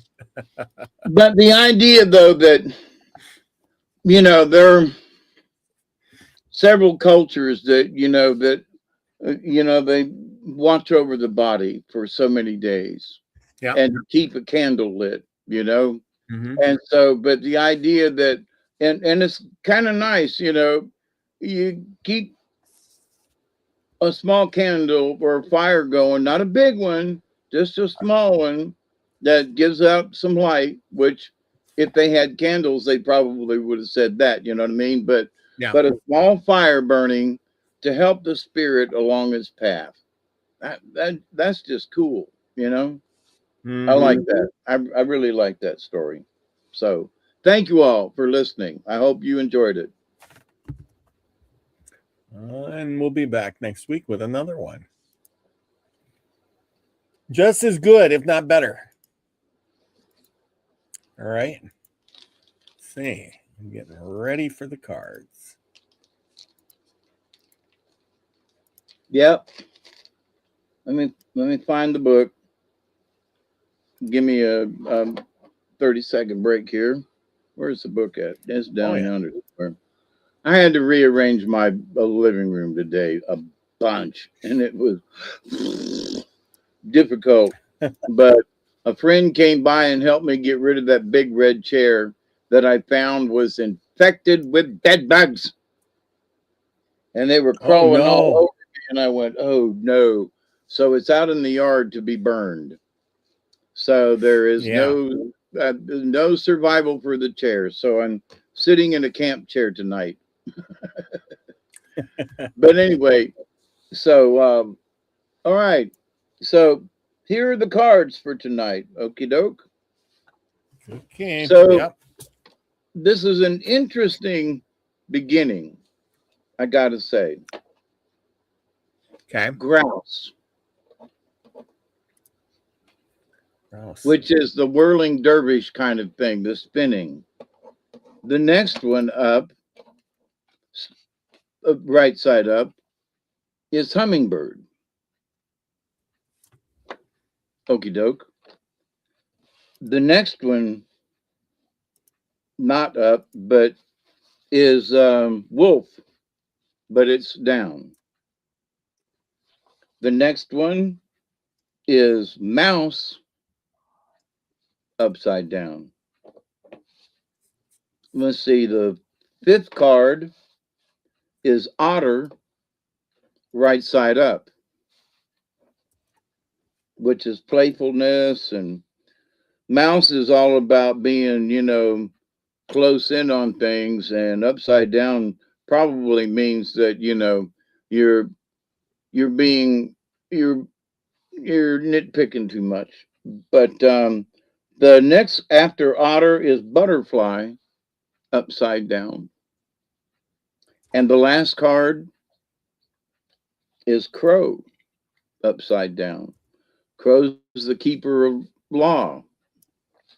And so, and wolf is about the pack and going out and learning stuff. Mouse is about scrutinizing. Otter is about playfulness. So this is an interesting spread, my friends. And there are no large animals in this. Usually there's at least one, you know. But Well, wolf is also, big. huh? Wolf is kind of big. Yeah, I but guess it that's ain't big. it's not a deer or anything. It's not a big animal. It, Okay. but also, um, there's one, two, three, four flying things in this, Ah, and which is like that's interesting. You know, buffalo, yeah, buffalo. Butterfly isn't a bird, but it still flies. So, and we that's know true. about butterfly because butterfly is all about the different levels of being a cocoon and being a caterpillar and then turn it into a butterfly. So, and being upside down usually means that somewhere along the line you've forgotten one of these um, stages. So let me get the book out. See, that's how much I've learned over the years that I can just look at the cards and say, so let's look at them in order and and see what the card. That there, I don't see anything bad in these. You know, Mm-hmm. I, I don't see anything bad in here. So, um,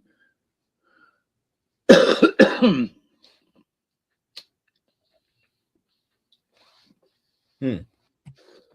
so There you go. grouse is the first one. Whoops, wait a minute. There we go. I got them spread all over since I'm not Okay. in my normal chair. Number 34.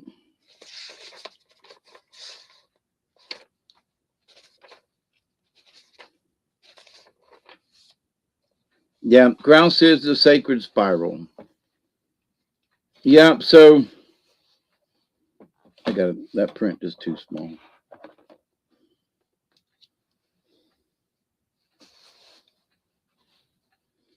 If you have grouse medicine in your cards, undertake a meditation on the various qualities of movement. Ooh, movement. The sacred spiral.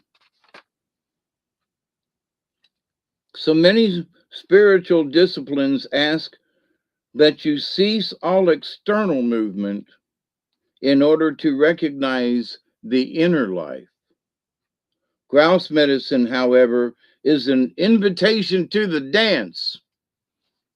So Grouse is saying dance and find the spirit. So that's a good thing, right? So um, analyze the way you move through your world. Do you picture yourself in the act of locomotion? In other words, how do you walk? Can you see yourself walking? Do you jog? Can you jog? I mean, seriously, look at how you move. What kind of reaction do you create with the energy that you send into the universe. So, grouse medicine with the spiral is sending energy and juice into the universe in that spiral dance. So, um, what are you doing with your energy? Are you dancing? Because hummingbird comes up as the next one, which is joy.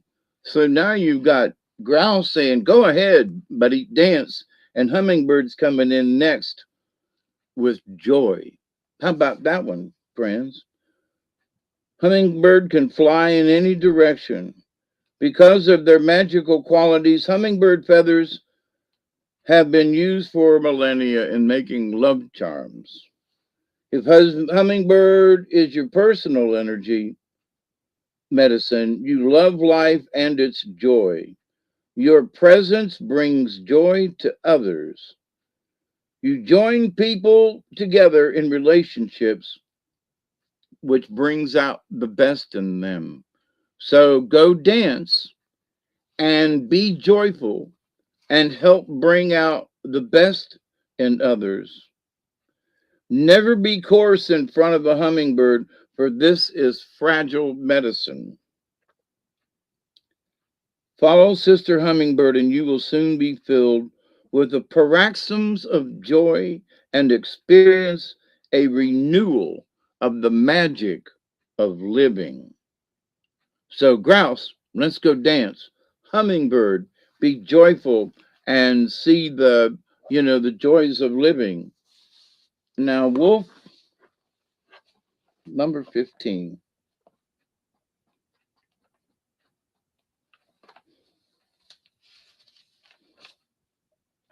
Wolf is the teacher. That's right.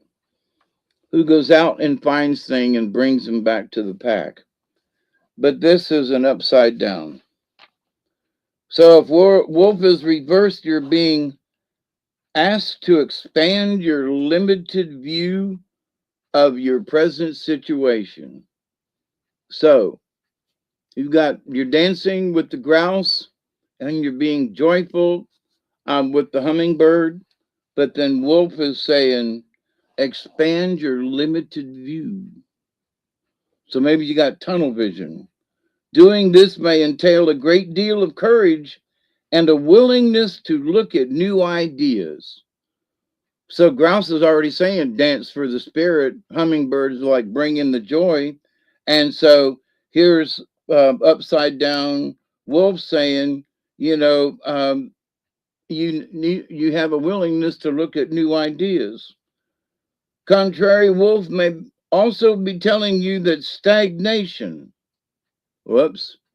If you're stagnant with grouse dancing and hummingbird's joy, this is wolf saying maybe you're stagnation, or you have a fear of asserting your viewpoint and it's bogged down your energy. So to live is to grow.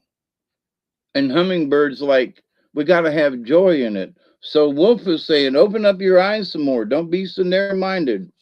All right. And I think in a way, that's what mouse upside down is, because mouse is all about scrutinizing things. Number 20.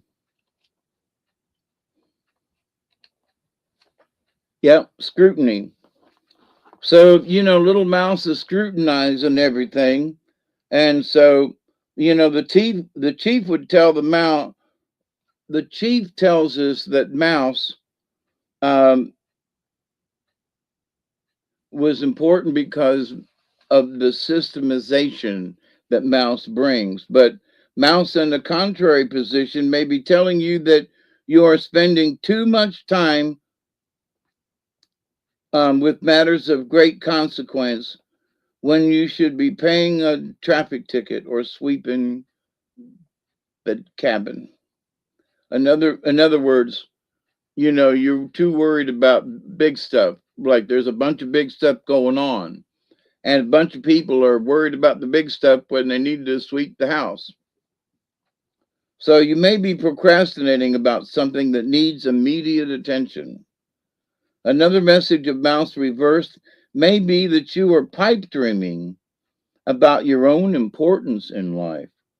Ooh, Now, Wolf has said, to expand, your horizons, have joy and dance, but um, are you thinking that you're to your self importance? I would rather think um, that you're spending too much time with things that you can't affect. You need to sweep the house. So the next one coming up is otter. So everything positive up to now. Number 8 is otter.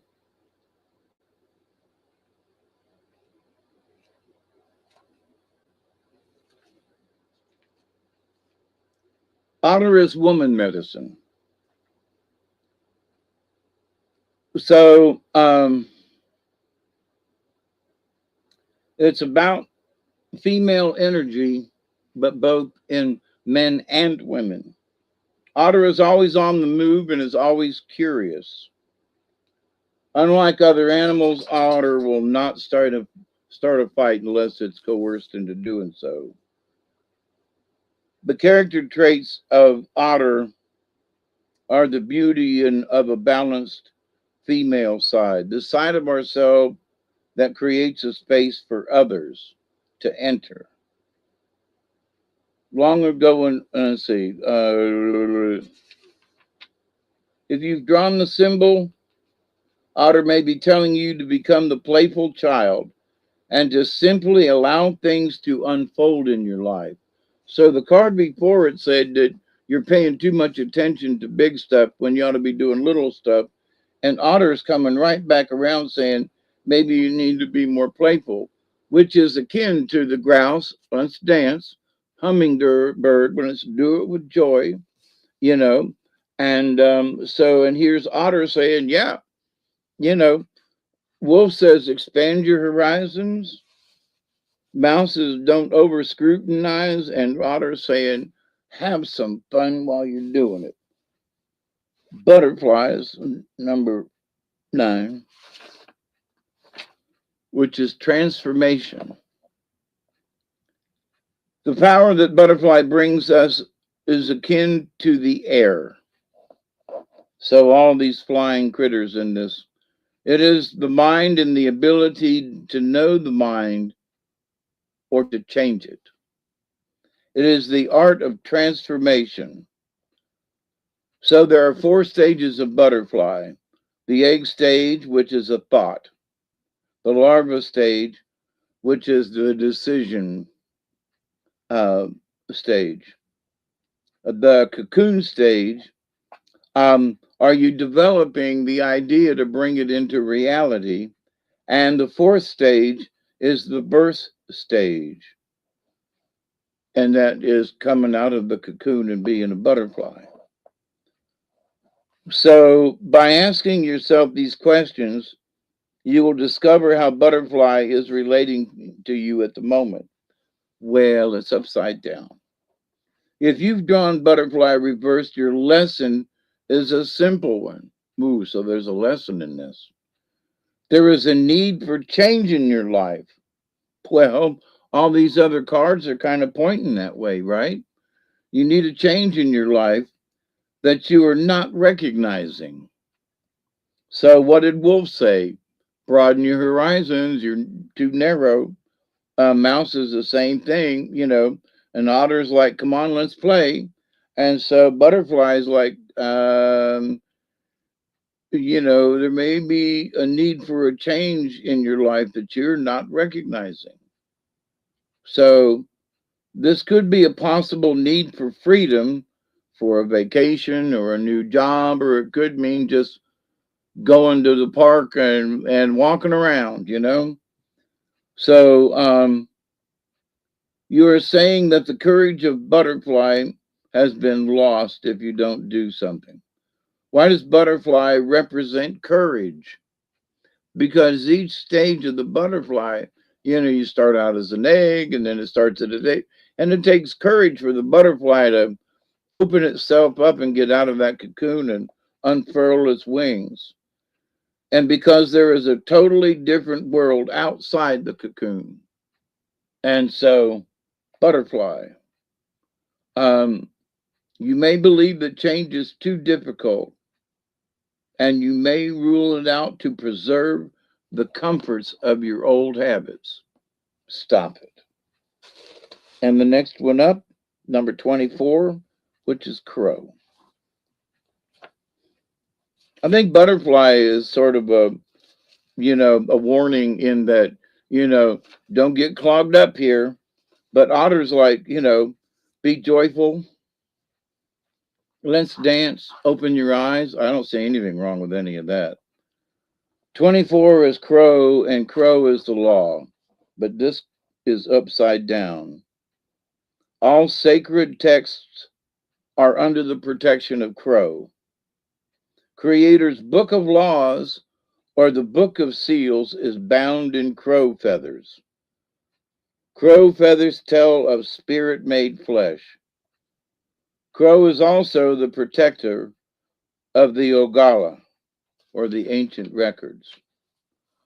So, a, a word to the wise at this point: if you're not stepping on toes, you may have some backup. The catalyst for a barroom brawl is that you end up with two black eyes and you end up eating crow. If you do not plan to go and have a bar fight, then be careful. You might be cheating at life in other ways. You may need to weed out past beliefs. So, up to this point, Wolf's telling you to open up your eyes to different prospects. And Crow is sitting here right now at the end of this saying, yeah, buddy, you've just had the enlightenment of butterfly. And so if you refuse to honor the shifts in your reality, it can cause emotional pain. An implosion of energy is apparent when rebellion surfaces. Contrary Crow speaks of broken law. The law of expansion is broken by suppression. In other words, you can't expand if you're suppressing things. So Crow's warning you, he's warning all of us, like if you ain't planning on having a barroom brawl, then you need to get down to business and honor the shifts in your reality. Why is butterfly so important? Because it went through 4 stages. It's the courage of butterfly, and Crow is saying you need to honor the shifts in your reality. So things are coming up. Keep your eyes open. It looks like you should be dancing and having fun. So, don't sweat the small stuff, says the one card, and, have fun.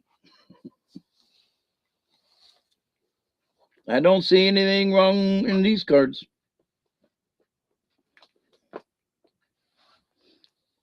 Except, not except, but the warning of keeping your eyes open, and of Crow here at the end, like really sticking it to you, like Wolf is lying, keep your eyes open,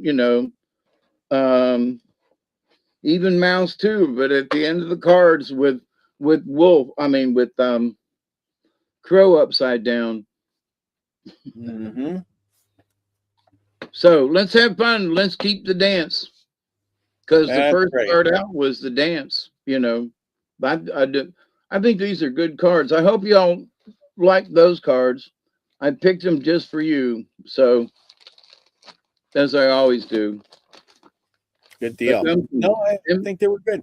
I think they were interesting cards. They were. What a spread. Good spread. Don't sweat the pretty things. Don't sweat the pretty things, and don't pet the sweaty things. So there you go. Good deal. Good cards. Good story. I hope you all learned something about the Oregon Trail. We'll be back next week with another great adventure of whoever or whatever tribe or whoever interacted. But just remember that those people had it rough. They, they interacted with the Indians. They got warred on by the Indians. We realized now, why. Oh, it's a quote from George Carlin, George Carlin. I remember him. He was on that guy. I know He that was guy. a comedian. Yes. But, a lot of important things to remember about the Oregon Trail. A lot of people had to sacrifice themselves to get to California and Oregon and, make this country great. Not only did they go to, people go to war. People always think, oh, you sacrificed your life to, save the country. Well, these people were sacrificing their lives to expand the country in a weird sort of way, but they were taming the country and making what it is today. Just think, they were going across the trail, stomping out America before the train, in the 1850s. And 100 years later, in the 1950s, you could drive your car across the country. And, a few years later, 150 years later, which is around today, well, we can jump in a plane, a train, a car, get to the other side of the country in no time at all. In a few hours. Yeah, need be. The country is tamed down. We got internet pretty much everywhere, cell phone signals, electricity, gas stations, people, towns. No matter how dumpy your town is, it's probably way better than any town they had back in those days. You got running water and toilets and gosh knows what else, but it's all there. Oops, what happened? Uh-oh. I don't know what happened. Uh-oh, you probably pressed the wrong button. Oh, don't worry, he'll be back. Anyhow, there's a lot of stuff going on. Oh, there he is. I don't know what happened there. I don't know what happened to you.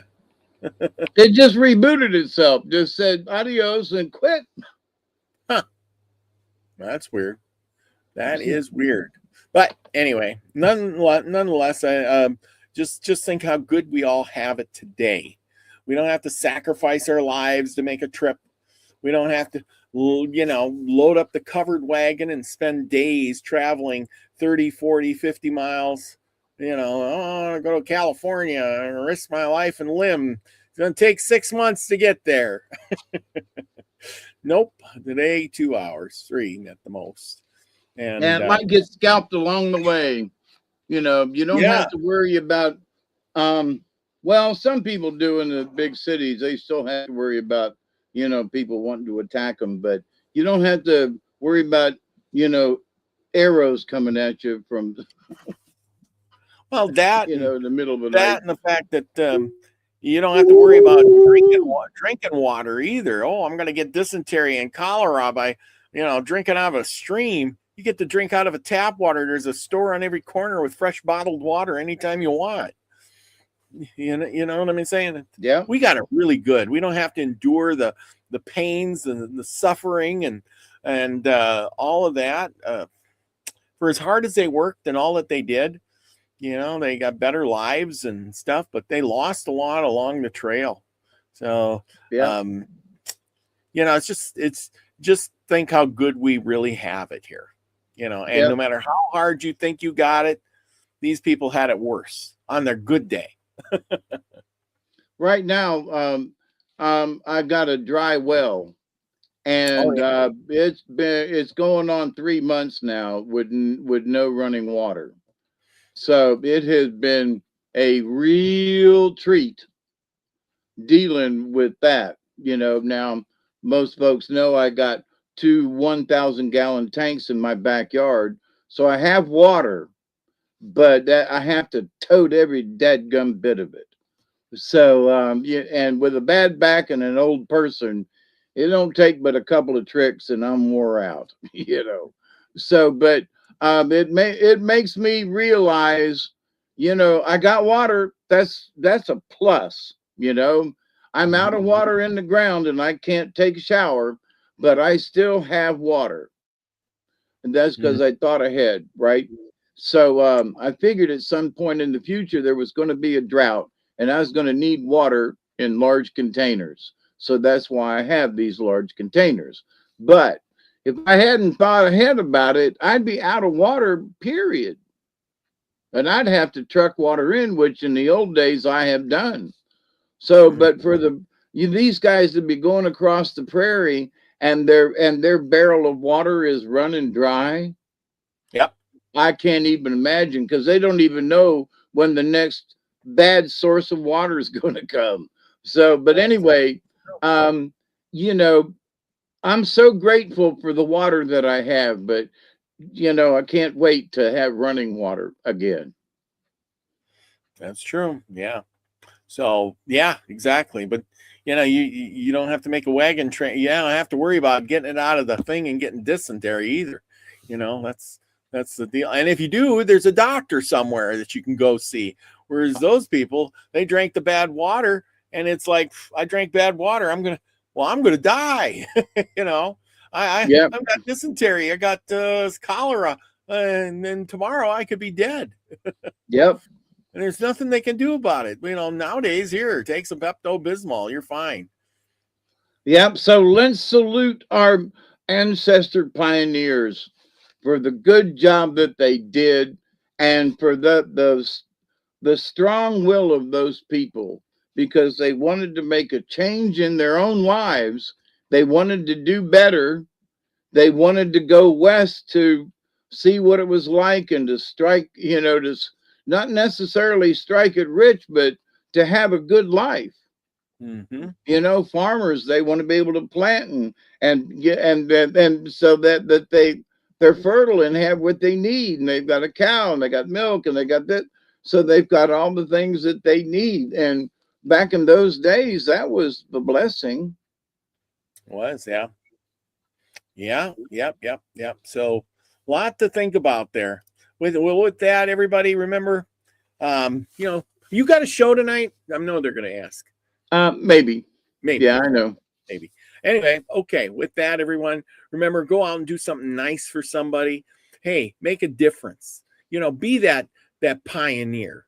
Go out on your own Oregon Trail and, you know, make a difference. And with that, everyone, be the frequency you want to receive. Love you all. Peace, everyone. Cheers.